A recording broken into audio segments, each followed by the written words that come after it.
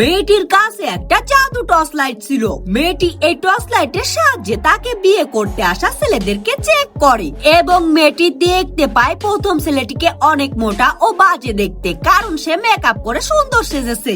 এজন্য মেয়েটি ছেলেটির নকল চেহারা টেনে খুলে ফেলে এবং তাকে রিজেক্ট করে দেয়। এরপর মেয়েটি দ্বিতীয় নম্বর ছেলেটিকে টর্চ লাইট দিয়ে চেক করলে ছেলেটির শরীরে অনেক ভয়ঙ্কর কিছু ট্যাটু দেখতে পায়, যার কারণে মেয়েটি বুঝতে পারে এই ছেলেটি একটা গুন্ডা।